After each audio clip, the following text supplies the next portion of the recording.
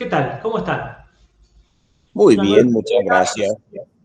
una entrega de Nudos del Pasado.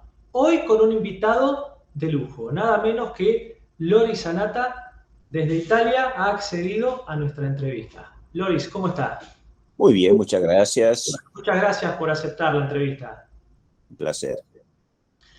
Loris nos va a hablar sobre Eva Perón. Loris tiene un libro muy conocido, se llama Eva Perón, una biografía política, y acá lo voy a mostrar. ¿Sí? Lo cual a mí me resulta más que interesante porque hay un problema con Eva Perón, que siempre se mezclan cuestiones personales que para algunos la santifican y para otros la degradan. Por eso lo que hace Loris es interesante, una biografía política, no va a otras cuestiones. Loris, la primera pregunta, ¿qué significó Eva Perón para el peronismo? Eva Perón fue fundamental para el peronismo. Se suele decir que dentro del peronismo Eva Perón encarnó el alma más popular, o sea, el alma más revolucionaria, que mantuvo hasta cuando el régimen peronista estuvo burocratizándose, consolidándose. Eva Perón mantuvo la fiebre revolucionaria de los comienzos, ¿no? Esto se suele decir.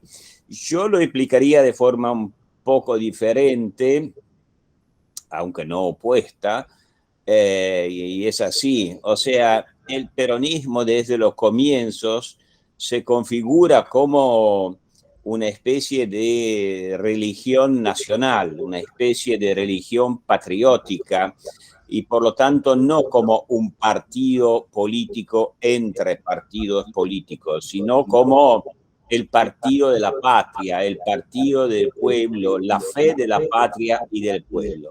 Si lo entendemos así, entonces entendemos mejor el rol de Eva Perón. porque si pensamos al peronismo y a su régimen como una construcción política de un ideario de tipo religioso, Eva Perón representa una imagen sagrada, una imagen de tipo religioso.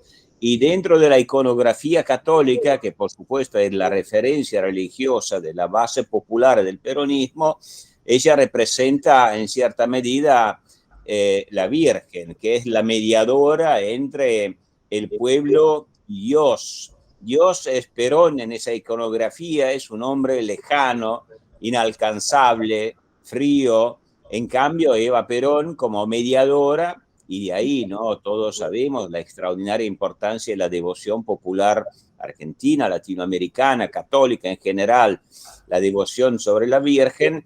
Eva Perón, en cambio, es aquella que establece un rol de mediadora directa, presente, muy presente, de carne y hueso entre el pueblo peronista y su líder. Y de ahí también gran parte del poder que pudo ejercitar, porque ella estuvo siempre muy consciente de ese rol clave que desarrollaba dentro del peronismo.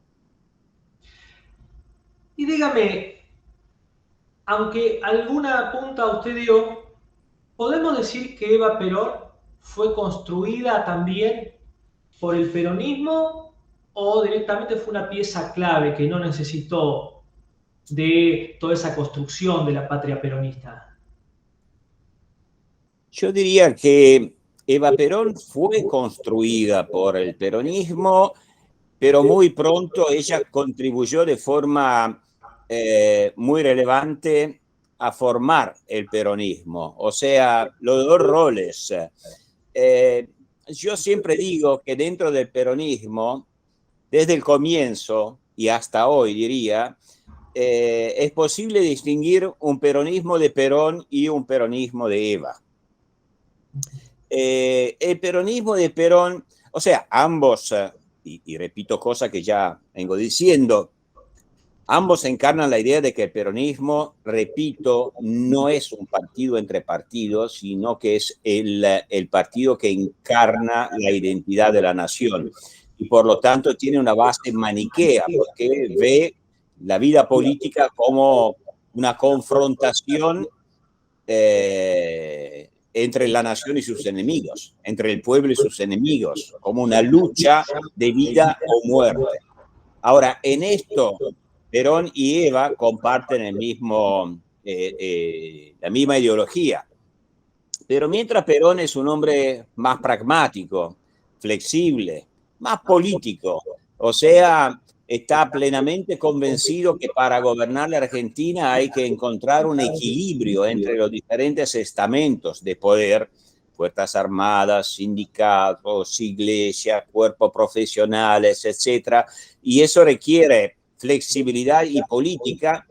Eva Perón, que no casualmente estuvo siempre muy cerca de algunos sacerdotes, de algunos religiosos que vieron en el peronismo el canal a través del cual la Argentina católica se vengaba de la Argentina liberal, o sea, echaba realmente la hegemonía liberal que se había asentado en el país en las décadas anteriores. Bueno, Eva Perón, influenciada por muchos de esos religiosos, el más conocido es el padre Hernán Benítez, que era un jesuita, que después salió de la orden jesuita.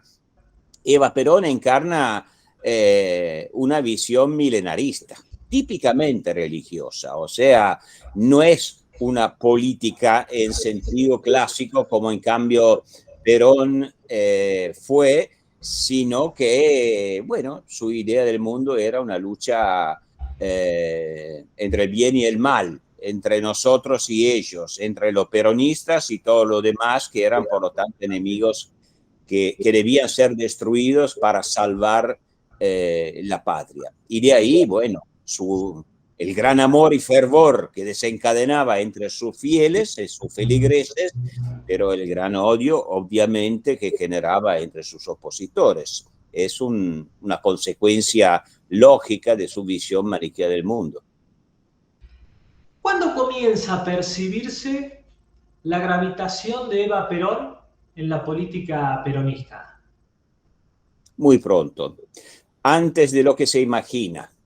Generalmente se suele decir que Eva Perón comienza a tener un fuerte ascendente en el gobierno a partir de su viaje en Europa en el año 47, que Eva especialmente logra tener mucho poder con sus obras sociales, ¿no? Con la Fundación Eva Perón en los años siguientes. Ahora, eso es cierto, pero en realidad las raíces del poder de Eva vienen de antes. O sea que en realidad, tanto el viaje a Europa como la creación del gran imperio económico y social que fue la Fundación Eva Perón son más consecuencias de su influencia que no causa. Es decir, que Eva Perón logra conquistar poder un poco porque no era una mujer cualquiera, era una joven con extraordinaria tenacidad, con muchas ganas de tener éxito, de mejorar su condición y que creía en lo que hacía, esto no tengo la menor duda. Pero para entender la precocidad de su poder hay que tener en cuenta de que el régimen peronista, y vuelvo a principio que ya expresé, no es un típico régimen de tipo liberal, constitucional, con sus mecanismos institucionales más o menos transparentes, más o menos reglamentados. Al ser una especie de religión secular, los criterios de manejar el poder dentro del peronismo son criterios generalmente poco institucionalizados, muy opacos. Ahora, ser la mujer del presidente o ser, como decía antes, en la iconografía peronista, la virgen mediadora entre el pueblo y su señor, le da un poder enorme. No casualmente en toda la historia del peronismo, como sabemos, la mujer del presidente termina teniendo un enorme poder. Pensemos en Isabelita Perón, que termina siendo presidenta de la nación. Entonces, es ese rol clave en un régimen que está regido esencialmente por criterios de tipo religioso, que le da un poder extraordinario, que ella sabe aprovechar de forma muy sutil y muy capaz, eso no se puede negar. Se habla mucho sobre la relación de Eva con los integrantes del gabinete, relación en cuanto a buena o mala, ¿sí? ¿Cuánta influencia tenía Eva Perón en las decisiones y en la selección de cargos? La selección o la bajada de pulgar, porque vio que hay con fulano, pero ahí Eva no lo quería, siempre está en el imaginario, ¿sí? ¿Cuánto hay de eso en cuanto a su influencia en las decisiones y cuánto hay de verdad en las relaciones y si realmente podemos decir a este lo quería por esto o a este no lo quería por lo otro? ¿Sí? Sí. A ver, es muy difícil contestar esta pregunta porque precisamente por el tipo de régimen político que era el peronismo, nosotros no tenemos mucha documentación confiable sobre cómo funcionaba el poder.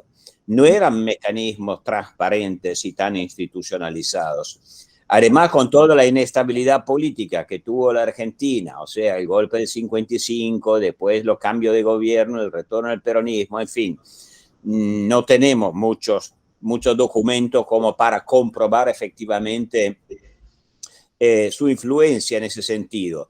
Ahora, yo estuve muchos años investigando en muchos archivos diplomáticos de varios países, tanto de Latinoamérica como de Europa, y es interesante porque los embajadores, los diplomáticos se encontraban, Eva Perón, por supuesto, encontraban los ministros, hablaban con los funcionarios, y hay cierto consenso entre los diplomáticos que Eva tenía un poder discrecional enorme. O sea que hacía nombrar o hacía echar ministros, hacía nombrar o echar embajadores, funcionarios, secretarios, y una vez más esto le era permitido por la posición que ocupaba, la de mediadora, repito, entre el pueblo y el líder. Pero al mismo tiempo, al funcionar así el régimen,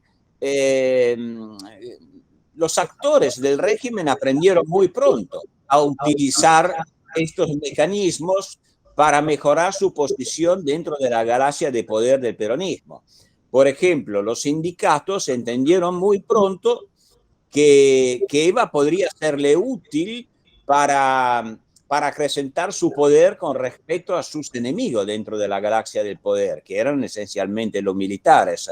O sea que Eva utilizó su poder y los factores de poder utilizaron a Eva para mejorar su situación. Ahora, claro que todo esto sale de los carriles institucionales típicos de un sistema democrático y transparente.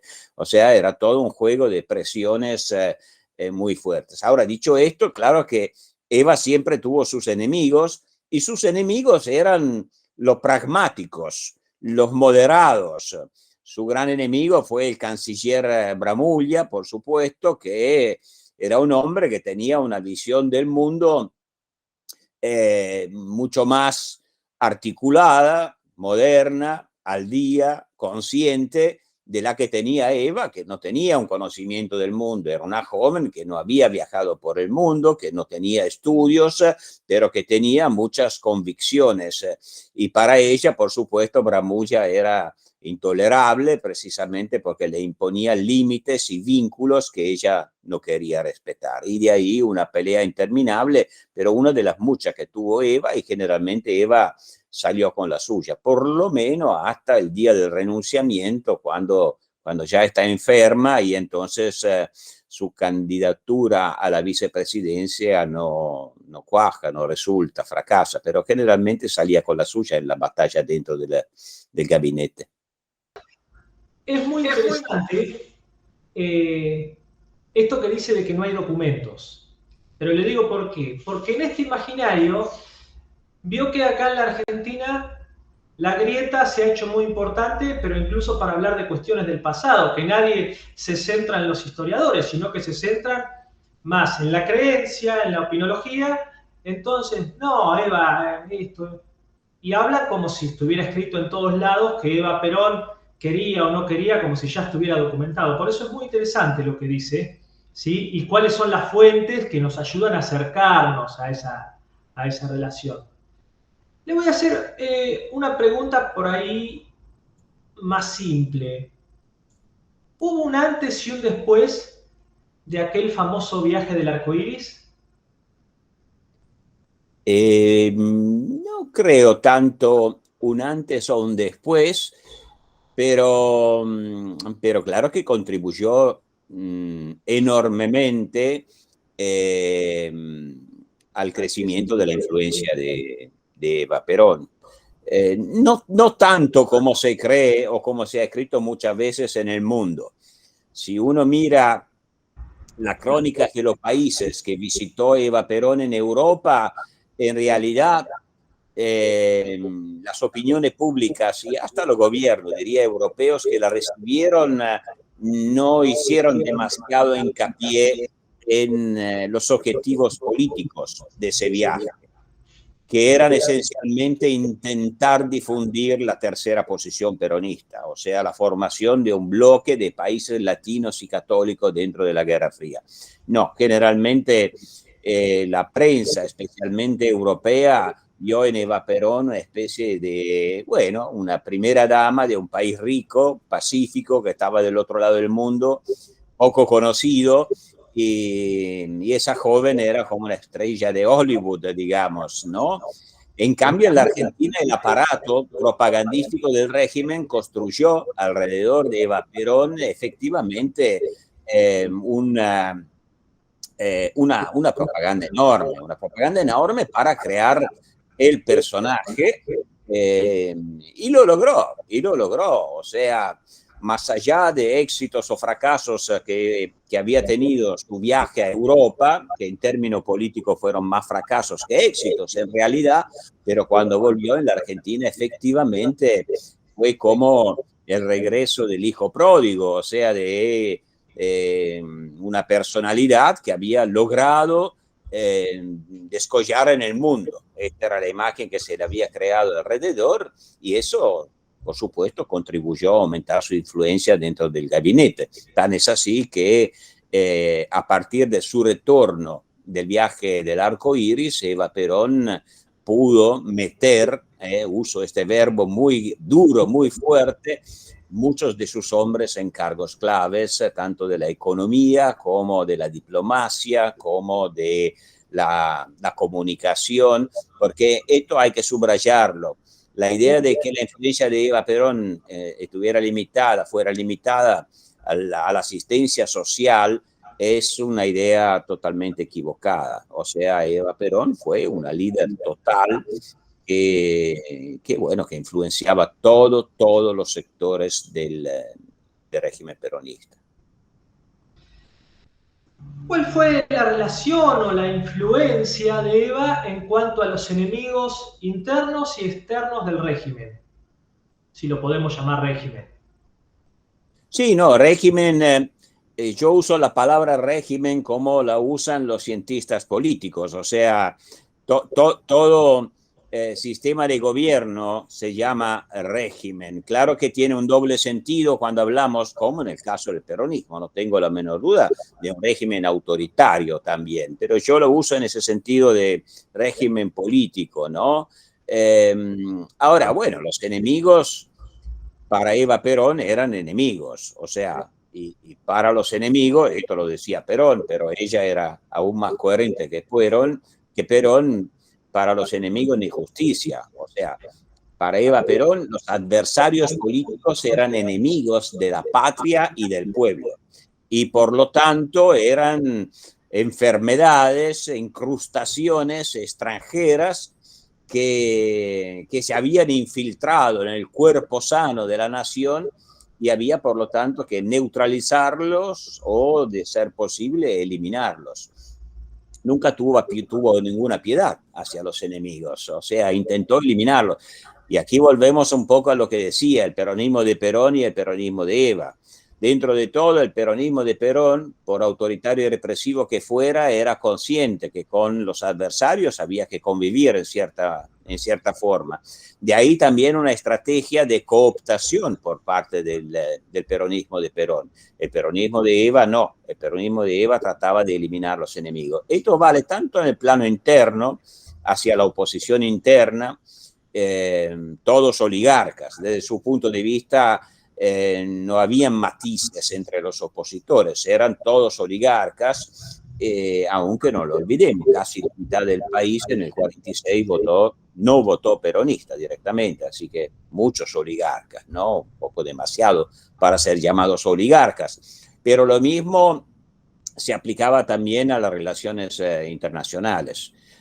Eva, por ejemplo, no porque conociera, Eva no tenía, repito, experiencia o conocimientos, pero Eva odiaba a Estados Unidos.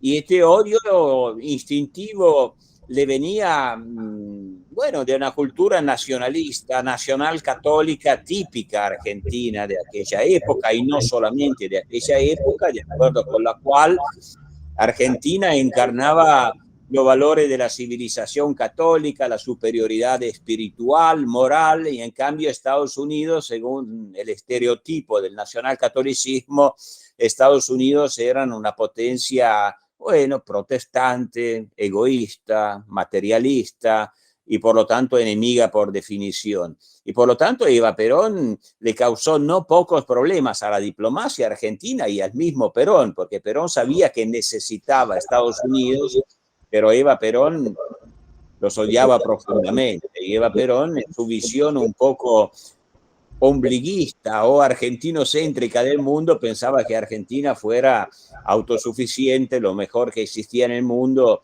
y por lo tanto este odio hacia todo lo que se oponía o que era disenso hacia el peronismo a veces creaba problemas. sin dudas. En cuanto al legado que le deja al peronismo después de su muerte, y me refiero al peronismo al segundo gobierno de Perón, no me voy a extender más allá, ¿sí? Porque ahí ya entran otros factores también. ¿Qué le aportó y qué le quitó? ¿O qué problemas le trajo? A ver, una interpretación muy difundida es que al fallecer Eva Perón, en cierta medida le vino a faltar al gobierno de Perón esa carga revolucionaria profundamente popular, este entusiasmo místico, ¿no? Que Eva Perón le había dado. Y que por lo tanto la muerte de Perón significa el comienzo del declive del peronismo. Yo tengo una interpretación un poco diferente en realidad, que es esta, de acuerdo con mis investigaciones, por supuesto, no son simplemente opiniones, sino que se basan sobre el estudio de los discursos, de las actas, de los acontecimientos políticos de la época. O sea, yo me convencí que en realidad Eva Perón le dejó al marido, al morir, una herencia extraordinariamente pesada, precisamente por el maniqueísmo radical del peronismo de Eva. Me explico. Cuando muere Eva, Perón es perfectamente consciente que necesita reequilibrar los poderes dentro del peronismo. Especialmente Perón intenta limitar el poder de los sindicatos. Los sindicatos habían acrecentado enormemente su poder precisamente a través de Eva Perón. Pero la fuerza de los sindicatos ha crecido al punto de que Argentina se encuentra, muchos lo recordarán, en una situación económica extraordinariamente precaria. En pocos años, Argentina ha quemado toda la riqueza que había heredado de la Segunda Guerra Mundial y de muchas décadas de crecimiento económico. Argentina está obligada a pedir créditos y debe pedir créditos a Estados Unidos, que son los únicos en condición de brindarlos. El sistema productivo está casi quebrado. Argentina tiene ya una inflación extraordinariamente alta para los criterios internacionales de la época, y Perón, por lo tanto, está preparando el Congreso de la Productividad, o sea, lo que hoy se llamaría un duro ajuste económico, porque Argentina está viviendo por arriba de sus medios. Y entonces necesita limitar el poder de los sindicatos y además necesita reequilibrar el poder de los sindicatos con el poder de los militares, que lo presionan enormemente para que limite el poder de los sindicatos. Entonces, la herencia de Eva Perón para él es un lastre enorme. Tan es así que Perón, al morir Eva Perón, comienza a echar la mayoría de los funcionarios que eran fieles a Eva Perón, que Eva Perón había nombrado. Pero lo que pasa con Eva Perón es que sigue ganando batallas como el Cid Campeador, ¿no? O sea, el cadáver sigue ejerciendo un extraordinario poder. Suena un poco cínico, pero es así. No casualmente, el cuerpo de Eva Perón fue custodiado en la CGT y no casualmente fue en nombre de la herencia de Eva Perón que la CGT opuso una enorme resistencia al ajuste de Perón y al reequilibrio de los poderes con las Fuerzas Armadas. O sea que el peronismo de Eva se volvió para Perón una extraordinaria traba para reequilibrar los poderes dentro del régimen político. Así que el peronismo de Eva siempre ha representado, tal vez lo sea hoy todavía, para el peronismo un problema. O sea, por un lado le da mística, pero por el otro lado le impide una institucionalización necesaria para gobernar el país. Bien, le voy a hacer la última pregunta. Usted que ha estudiado un fenómeno tan complejo como el fenómeno populismo, ¿sí? Que hoy se menciona mucho en los medios de comunicación, pero no todos los periodistas han leído, ¿sí?, todas las acepciones que tiene el término. ¿Cómo entra Eva Perón dentro de este concepto de populismo? ¿Qué lugar toma? Dentro de lo teórico, digamos? Y bueno, el populismo, como todos los conceptos, no hay un consenso, ¿no?, en las ciencias sociales sobre qué significa populismo. Muchos dirían que el caso del peronismo y de Eva Perón dentro del peronismo no es un caso de populismo, sino de popularismo, ¿no? Yo no creo que esta distinción tenga ningún sentido. Todos los populismos siempre han sido populares. Eva Perón es en cierta medida casi un estereotipo de populismo, o sea, responde de forma casi perfecta al populismo más clásico. ¿Cuál es el relato, no? La parábola, y uso esta palabra de, bueno, de matiz religioso no casualmente. ¿Cuál es la parábola de todo lo populismo? Bueno, es la idea de que en el origen, en el comienzo de la historia, existía un pueblo puro que vivía en armonía, que no vivía conflictos, pero al ingresar a la historia, este pueblo se corrompe. Y para Eva Perón, este es el pueblo argentino que se corrompe. ¿Qué es que corrompe el pueblo argentino? Bueno, el pueblo argentino se corrompe al encontrarse con el liberalismo, el capitalismo, el protestantismo. Eso hace que este pueblo puro se corrompa y se fragmente, que pierda su identidad, que pierda su pureza. Y la culpa de esta corrupción la tiene una élite corrupta que se ha separado del pueblo para dominarlo. Y entonces el rol del populismo es el rol del redentor, del caudillo que baja a la tierra, que toma de la mano a ese pueblo, que por lo tanto no es un pueblo responsable de su destino. Ese pueblo es el pueblo elegido que espera el Mesías.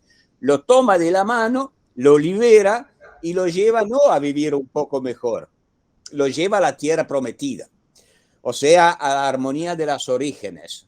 Como ven, es una típica parábola religiosa. Más o menos todas las religiones monoteístas tienen una idea de ese tipo. Es una visión religiosa de la historia, y Eva Perón corresponde totalmente a esta idea. Y lo último que hace que el populismo de Eva Perón corresponda totalmente a este arquetipo de populismo es que el populismo transforma un pueblo parcial en un pueblo total. ¿Qué quiero decir? Bueno, para Eva Perón, el peronismo, aunque representara la mitad del país o el 60% del país, lo que era, pero el pueblo peronista era todo el pueblo, el único pueblo legítimo. Y como ya vengo diciendo, bueno, y esto es lo que pasa en todos los populismos, cuando una parte del pueblo es transformada en todo el pueblo, necesariamente la política deja de ser negociado, compromiso, acuerdos, encuentros institucionalizados, y la política se transforma en una guerra de religión. Y desde el ascenso del peronismo, guste o no guste, la Argentina ingresó en una larga etapa de la que todavía no salió del todo, de guerra de religión. Loris, infinitamente agradecido por sus palabras, por su aporte y sobre todo su aporte a la historia. Muy amable, muchas gracias, y siempre es un placer desde acá, desde Italia, comunicarme con Argentina, país que considero como mi segunda casa, si me aceptan. Sí, cómo no, cómo no. Y a ustedes los espero en 7 días. Chao.